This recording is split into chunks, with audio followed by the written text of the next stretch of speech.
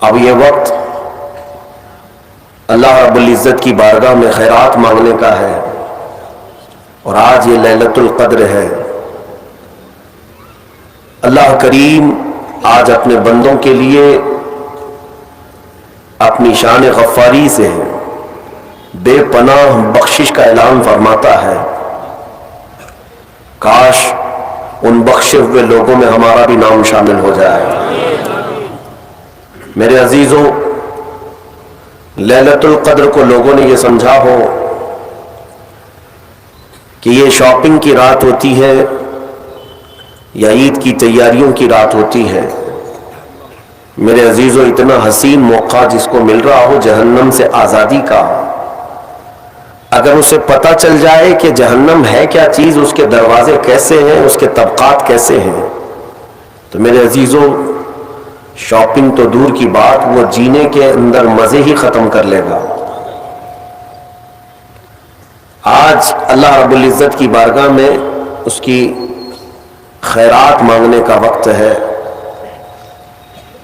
اور میں شکر گزار ہوں مجلس منتظمہ کا، خصوصیت کے ساتھ رحمت عالم کمیٹی صدر و اراکین، جو ان حسین راتوں میں آپ کو ایک میدان میں جمع کر کے اللہ اس کے رسول کی یاد دلانے کی کوشش کرتے ہیں۔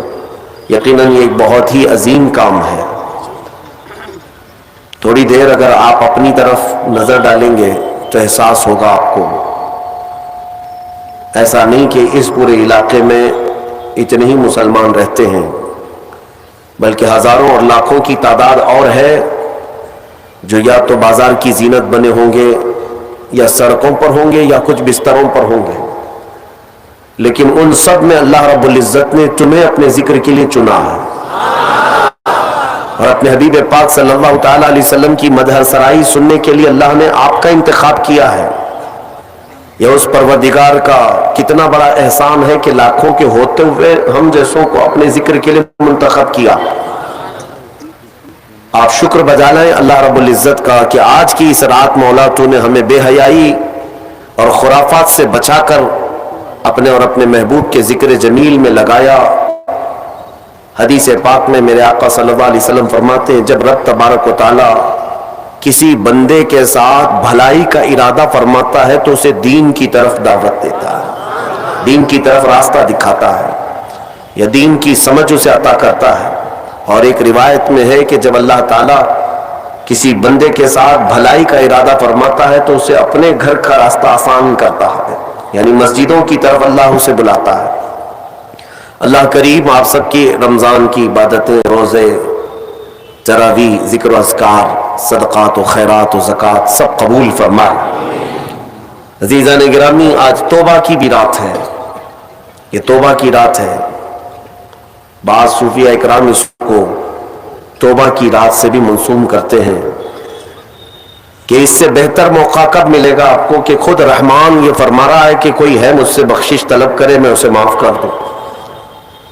تو یہ آج کی رات توبہ اسی لیے بھی میں عرض کر رہا ہوں کہ اللہ نے سورہ نور میں ارشاد فرمایا وَتُوبُوا إِلَى اللَّهِ جَمِيعًا أَيُّهَا الْمُؤْمِنُونَ لَعَلَّكُمْ تُفْلِحُونَ۔ اے ایمان والو، تم سب کے سب مل کر کے اللہ کی بارگاہ میں توبہ کرو، ہم قریب کامیاب ہو جاؤ گے۔ یعنی توبہ کو بھی رب ذوالجلال نے فرمایا تمہاری کامیابی کی سیڑھی ہے۔ ظاہر سی بات ہے کہ جب بہت سارے مرض جسم پر لگ جائیں تو علاج اگر نہیں کرانا چاہتے ہو، ڈاکٹر کے پاس جانا نہیں چاہتے ہو، پرہیز کرنا نہیں چاہتے ہو، تو پھر مرنے کے لیے تیار ہو جاؤ۔ بیماریاں کئی لگ گئی اور تم چاہتے بھی نہیں کہ علاج کرائیں، تو پھر مرنے کے لیے تیار ہو جاؤ۔ میرے عزیزو، آج ہزاروں بیماریاں ہمارے معاشرے میں گھر کر چکی ہیں، اور ان بیماریوں کا ایک علاج یہ بھی ہے کہ بارگاہ رب العزت میں حاضر ہو کر کے اپنے پچھلے تمام گناہوں سے توبہ کر لیں۔ اور میرا مولا فرماتا ان اللہ یحب التوابین ویحب المتطہرین، بے شک اللہ تعالیٰ توبہ کرنے والے اور پاکیزہ رہنے والوں کو پسند فرماتا ہے۔ توبہ کرنے والوں کو اللہ تبارک و تعالیٰ پسند فرماتا ہے۔ کس چیز سے توبہ کرنے والے ہیں آپ؟ کسی کو اگر ایسا لگتا ہے میرے کیا گناہ ہے، میرے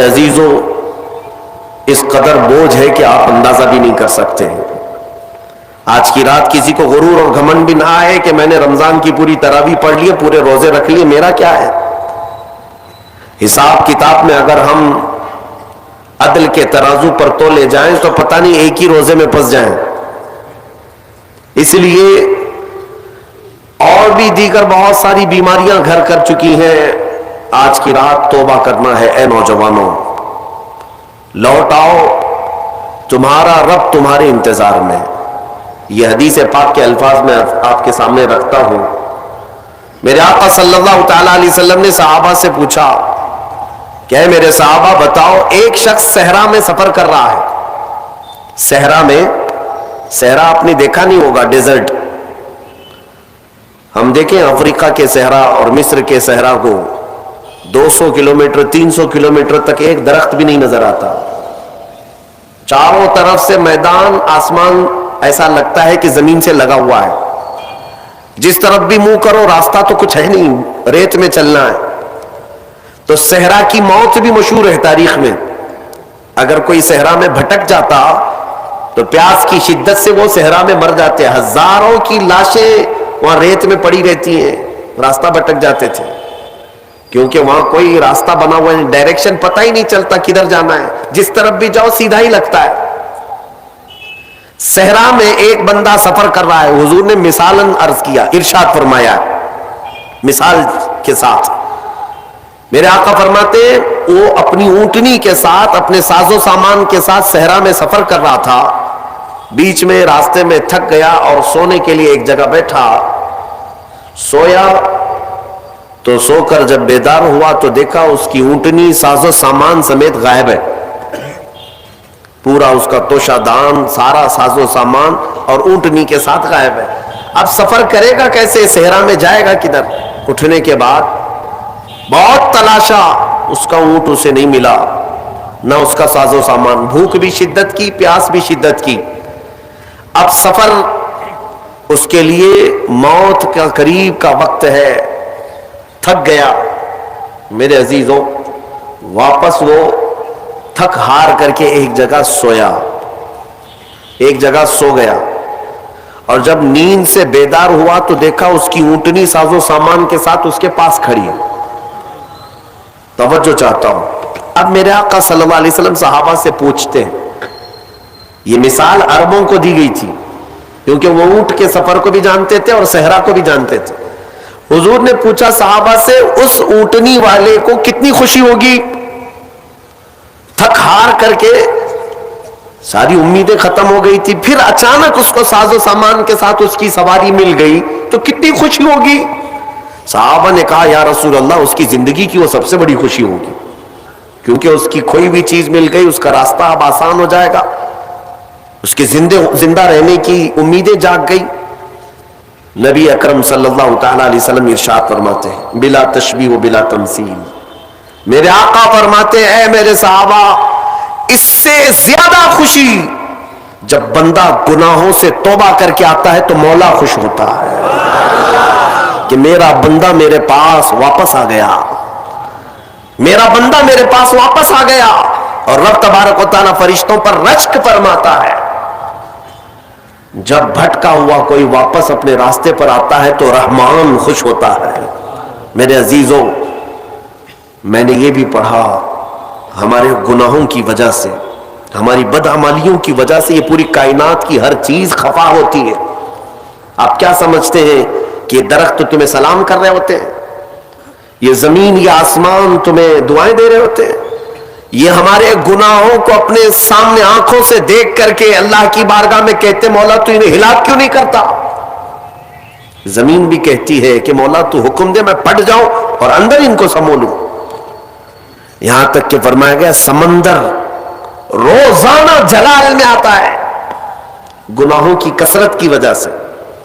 یہ جو عیاشیاں زمین پر کرتے ہیں بندے، اللہ کی زمین ہے، سلطنت اس کی ہے، حکومت اسی کی ہے، کھاتے اسی کا ہو، پیتے اسی کا ہو، اور نافرمانی اسی کی زمین پر، تو سمندر روزانہ 2 مرتبہ جلال میں آتا ہے، غصے میں آتا ہے، اور باہر نکل کر کے آتا ہے اور کہتا ہے مولا تو مجھے حکم دے دے، اجازت دے دے، میں ایسی تباہی لاؤں گا کہ ان کے گھروں کے چھتیں اکھڑ جائیں اور ان کا نشان ختم ہو جائے۔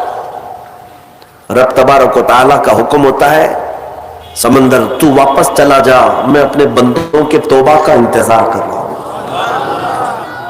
سمندر کو واپس کر دیا جاتا ہے۔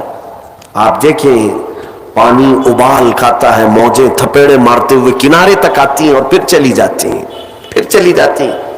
بزرگوں نے فرمایا روزانہ سمندر اجازت مانگتا ہے کہ ان کے گناہوں کی پاداش میں انہیں تباہ کر دوں، لیکن میرے عزیزوں وہ رحمان ہے جو اپنے بندوں سے ماؤں سے زیادہ پیار کرتا ہے، ماؤں سے زیادہ رحم فرماتا ہے۔ میں نے ایک روایت پڑھی تھی، حضرت ایوب علیہ الصلوۃ والتسلیم اللہ رب العزت کی بارگاہ میں عرض کرتے ہیں کہ مولا یہ جب بہت زیادہ گناہ کرتے ہیں تو ان سب کو ہلاک کیوں نہیں کرتا؟ فوراً ان کے گناہوں پر ان کی ہلاکت کیوں نہیں آتی؟ آپ سے کہا گیا، آپ کو حکم ہوا کہ آپ مٹی کے مٹکے بنائیں، خوبصورت سے خوبصورت، حکم خدا تھا تو وہ بنانے پر لگ گئے، الگ الگ رنگ کے، الگ الگ نقش و نگار کے بنا کر کے تیار ہوئے۔ تو رب تعالیٰ نے فرمایا اب ایک لائن سے ایک ایک کو توڑتے آؤ۔ بنانے کا حکم ہوا اور اس کے بعد توڑنے کا حکم ہوا۔ جب توڑنا چاہ رہے تھے تو ان کو یاد آ رہی تھی چیزیں کہ میں نے اس کو اتنی محنت سے بنایا، اتنے نقش و نگار اس میں کیا، اس کو توڑنا ہے، اس کو توڑنا ہے۔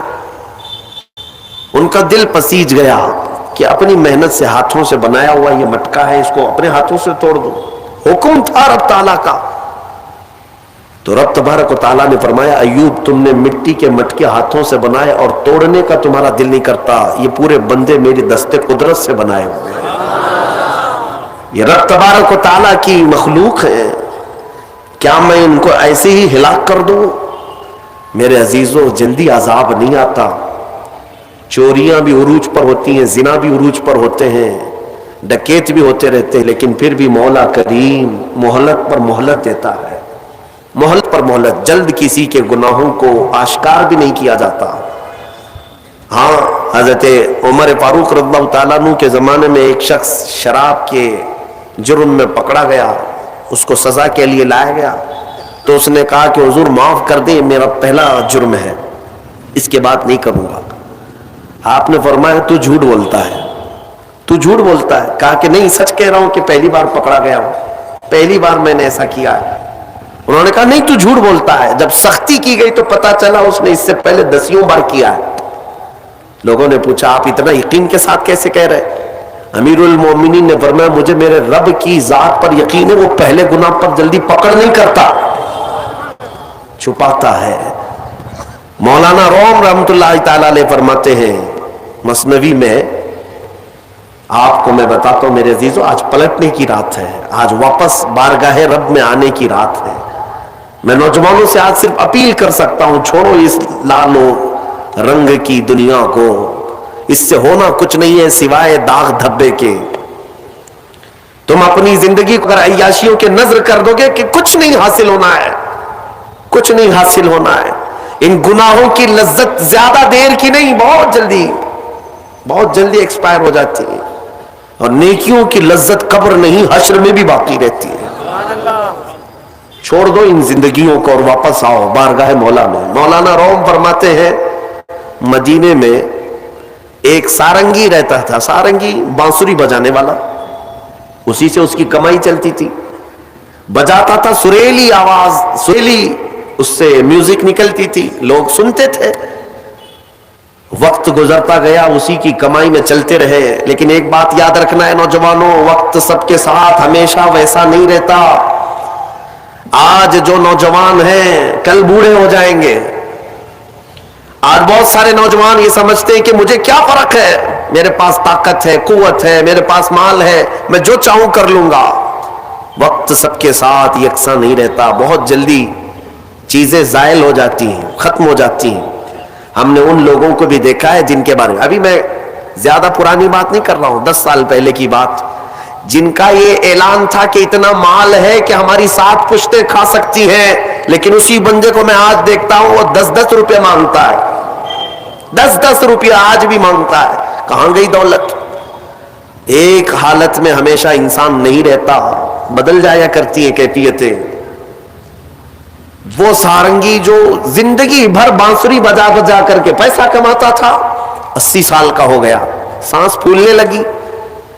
اب جب سانس پھولنے لگی تو بانسری بجتی نہیں، لے ٹوٹ جاتی ہے. لوگ نہیں سنتے تھے، کہتے تھے بڑھاپے میں اس کی بانسری بجتی ہی نہیں، کیا بات اس کی باجے کو سنے.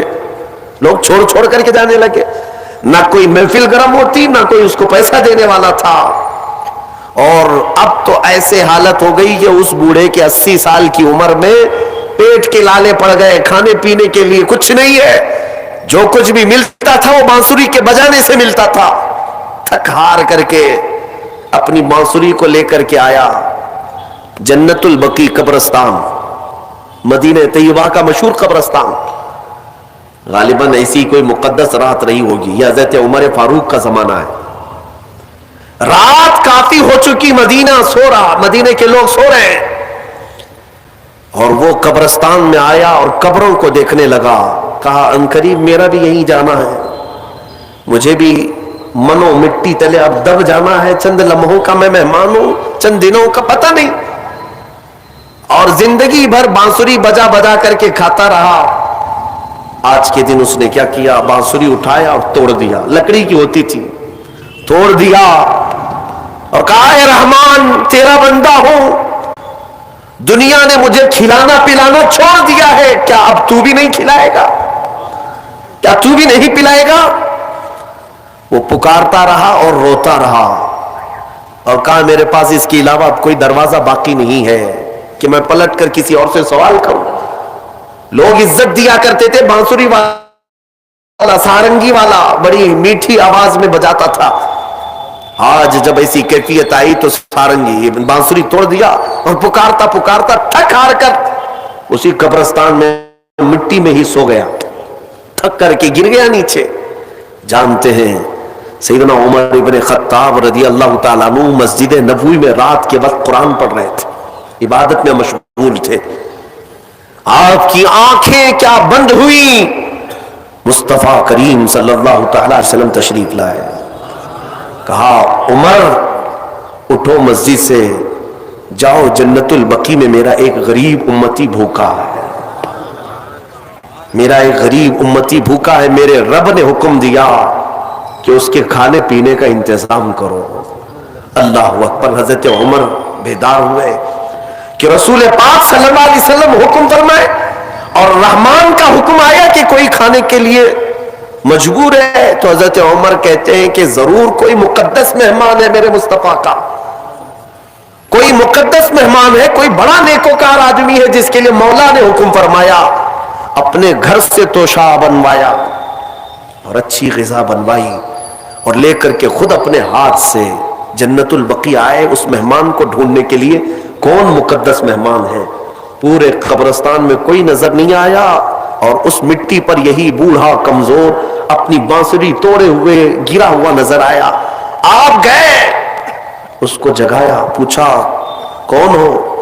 وہ جھجک کر کے اٹھ گیا اور سامنے امیر المومنین کو دیکھ کر ڈر گیا کہ کہیں میری سزا کا وقت نہ آ گیا ہو، کوڑے نہ مارے جائیں مجھے. اٹھ گیا. حضرت عمر نے کہا کیا تو ہی بھوکا آدمی ہے، کیا تو ہی پیاسا آدمی ہے؟ کہا ہاں امیر المومنین، بھوکا اور پیاسا تو میں ہوں. دسترخوان وہیں بچھایا، توشہ اس کے سامنے کھول دیا اور کہا لے کھا لے، تیرے کھانے کے لیے رحمان نے مجھے بھیجا ہے. مصطفیٰ کریم صلی اللہ علیہ وسلم کا حکم ہے. وہ بوڑھا ایک لقمہ کیا اٹھایا تھا کہ کرب سے اور درد سے رونے لگ گیا اور کھڑا ہو گیا اور پکار کر کے کہنے لگا اے مولا، اے رب قدیر، 80 سال کا ہو گیا، زندگی بھر لوگوں کو خوش کرنے کی کوشش میں تجھ سے منہ پھیرا رہا، آج ایک رات تجھے کیا پکارا کہ تو نے وقت کے امیر المومنین کے ہاتھ میرا توشہ بھیجا، وقت کے امیر المومنین کے ہاتھ میرے کھانے اور روٹی کا انتظام کیا. یہ کہہ کر کہ وہ بے ہوش ہو کر گر پڑا. میرے عزیزوں، یہ آج کی رات میں تم سے اتنا مطالبہ کروں گا، دیر ابھی بھی نہیں ہوئی، پلٹ آنے کا وقت ہے. وَتُوبُوا إِلَى اللَّهِ جَمِيعًا أَيُّهَا الْمُؤْمِنُونَ، تم سب کے سب اللہ کی طرف لوٹ آؤ اے مومنو. میرا مولا فرماتا ہے لعلکم تفلحون، ان قریب تم کامیاب ہو جاؤ گے، تم کامیاب ہو جاؤ گے۔ 80 سال اگر مولا سے دور بھاگتا تھا، ایک بار اسے کیا پکارا؟ اسی کو تو اقبال نے کہا تھا، وہ ایک سجدہ جسے تو گرا سمجھتا ہے، وہ ایک سجدہ جسے تو گرا سمجھتا ہے، ارے 1000 سجدوں سے دیتا ہے آدمی کو نجات۔ ادھر ادھر سر جھکانے سے تیرے سر کو اگر کوئی چیز بچا سکتی ہے تو میرے رب کا سجدہ ہے۔